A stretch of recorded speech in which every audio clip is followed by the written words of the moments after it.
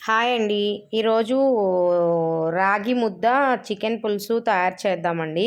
దాన్ని చేయడానికి ముందుగా నేను ఇక్కడ చికెన్ పులుసు తయారు చేస్తున్నాను. దానికి మనం ముందుగా ఒక కడాయి తీసుకొని దానిలో నూనె వేసి అది బాగా వేడెక్కిన తర్వాత సన్నగా తరిగి పెట్టుకున్న ఉల్లిపాయ, పచ్చిమిర్చి, టమాటో ముక్కల్ని వేసి బాగా వేగనివ్వాలి. అవి కొంచెం దోరగా వేగిన తర్వాత అల్లం చిన్నులపాయ పేస్ట్ కూడా వేసి బాగా వేగే వరకు మనం దాన్ని కలిపెట్టుకోవాలి. అవి బాగా వేగిన తర్వాత మనం ముందుగా కడిగి పెట్టుకున్న చికెన్ని దానిలో వేసి చికెన్ కలర్ మారే వరకు దాన్ని వేగనివ్వాలి. అది బాగా వేగిన తర్వాత మనం దానిలో వేసే ఉప్పు, కారం, పసుపు, ధనియాల పొడి, ఇంకా గరం మసాలా, జీలకర్ర పొడి, పెరుగు ఇవన్నీ వేసి కలిపెట్టుకొని ఒక 5 నిమిషాలు పెద్ద సెగ మీద దాన్ని ఉడకనివ్వాలి. అది 5 నిమిషాలు ఉడకడం అయిపోయిన తరువాత కొంచెం మీడియం ఫ్లేమ్లో పెట్టుకొని దాని సరిపడా వాటర్ని మనం యాడ్ చేసుకోవాలి. ఎందుకంటే రాగి సంగటి చికెన్ పులుసులో తింటే బాగుంటుంది కాబట్టి మనం పులుసు కావాలి కాబట్టి దానిలో వాటర్ని యాడ్ చేసుకొని ఒక పావుగంట సేపు చికెన్ బాగా ఉడికే వరకు మీడియం ఫ్లేమ్లో పెట్టి ఉడకనివ్వాలి. అది బాగా ఉడికిన తరువాత మనము ముందుగా వేసి పెట్టుకున్న కొబ్బరి పేస్ట్ దాని మిశ్రమాన్ని కూడా ఈ చికెన్లో వేసి కలిపెట్టి ఒక 5 మినిట్స్ సిమ్లో ఉడకనిచ్చిన తర్వాత కొత్తిమీర గార్నిష్ చేసుకుంటే మనకి చికెన్ కర్రీ రెడీ అయిపోతుంది.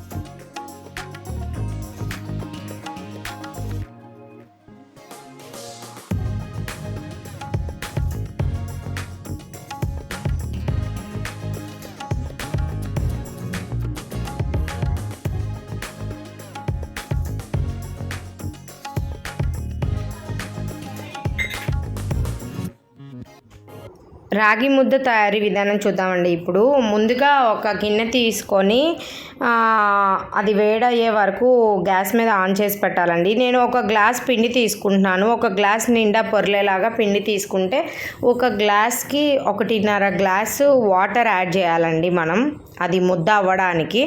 ముందుగా గిన్నె వేడైన తర్వాత మనం తీసుకున్న వాటర్ని ఆ గిన్నెలో పోసి అవి బాగా తెరలే వరకు వేడవనివ్వాలి. అవి వేడయిన తర్వాత మనం పిండిని యాడ్ చేసుకోవాలండి. చాలామంది ఇలా వాటర్ వేసిన తర్వాత దానిలో కొంచెం ఉడికించిన అన్నం ఉంటే వేసుకుంటారండి రాగి ముద్దకి, అన్నంతో చేసుకోవడానికి. కొంతమంది బియ్యమే వేసి అవి ఉడికిన తర్వాత పిండి కలుపుతారు. కొంతమంది ఉత్త పిండితోనే చేస్తారు. రకరకాలుగా చేస్తారు. నేనైతే ఈరోజు ఉత్త పిండితో చేస్తున్నాను. ఉత్త పిండితో మనం చేస్తున్నాం కాబట్టి మనం ఏదైతే కొలతగా తీసుకున్న పిండి ఉందో ఆ పిండిలో 1 స్పూన్ పిండిని విడిగా 2 స్పూన్ల వాటర్తో ఇలా కలిపెట్టుకోవాలండి. ఆ కలిపెట్టుకున్న ఆ పిండిని ఈ వేడవుతున్న వాటర్లో వేసి మూత పెట్టి బాగా పొంగొచ్చే వరకు మనం వేడవ్వనివ్వాలి. ఒకసారి అది పొంగొచ్చిన తర్వాత మనం ఏదైతే కొలిచి పెట్టుకున్న పిండి ఉందో ఆ పిండి మొత్తాన్ని ఈ పొంగొచ్చిన దానిలో వేసి ఒక 2 నిమిషాల పాటు మూత పెట్టి ఉడకనివ్వాలి. దీనిలో కొంచెం సాల్ట్ కూడా యాడ్ చేయాలండి. ఇక్కడ నేను సాల్ట్ యాడ్ చేస్తున్నాను. సాల్ట్ యాడ్ చేసి మనం మూత పెట్టుకోవాలి. మూత పెట్టుకున్న తర్వాత ఒక 2 నిమిషాలకి అది పొంగొస్తుంది. అలా పొంగొచ్చినప్పుడు మనం ఏదైతే కొలిచి పెట్టుకున్న పిండి ఉందో ఆ పిండిని దీనిలో యాడ్ చేయాలండి. ఆ బిట్ మిస్ అయింది. ఇక్కడ చూడండి, ఇలా పొంగొచ్చింది. నేను యాడ్ చేశాను, మూత పెట్టాను.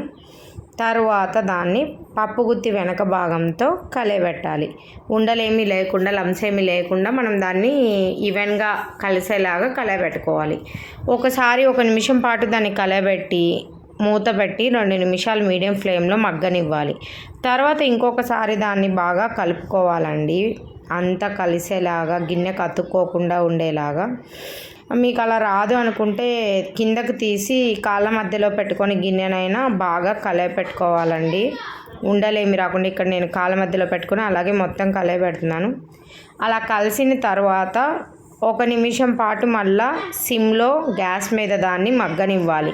అప్పుడు పచ్చివాసన పోయి మొత్తం బాగా మగ్గుతుందండి పిండి.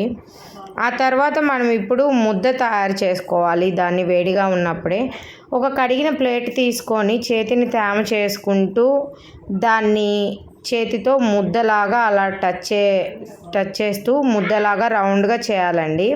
అది చేతికి ఏమీ అతుక్కోకూడదు, అప్పుడే అది పర్ఫెక్ట్గా అయినట్టు మనకు అర్థమవుతుంది. అలా ముద్ద చేసుకొని మీకు ఎంత సైజు కావాలంటే అంత సైజులో రౌండ్గా అలా చేసుకోవచ్చండి. మీరు వేడితో చేయలేము అంటే చల్లారిన తర్వాత అలాగైనా తినచ్చు. లేదంటే ఏదైనా ఒక కవరు, ఫ్రెష్గా ఉన్న కవర్ తీసుకొని అయినా దాంతో టచ్ చేస్తూ అయినా చేసుకోవచ్చండి ఈ ముద్ద. ఇలా నేను చేసిన పిండితో నేను ఒక 2 ముద్దలు తయారు చేశానండి. అలా ముద్దలు తయారు చేసిన తర్వాత ముందుగా చేసి పెట్టుకున్న చికెన్ పులుసులో దీన్ని మనం తింటే ఎంతో రుచికరమైన రాగి ముద్ద విత్ చికెన్ పులుసు రెడీ అయిపోయినట్లే. మీరు తప్పకుండా ట్రై చేయండి మీ ఇంట్లో. రాగి ముద్ద తింటే ఒంటికి చాలా మంచిదండి, ఆరోగ్యానికి. చాలామంది ఎక్కువగా తింటారు. మీరు ట్రై చేయండి.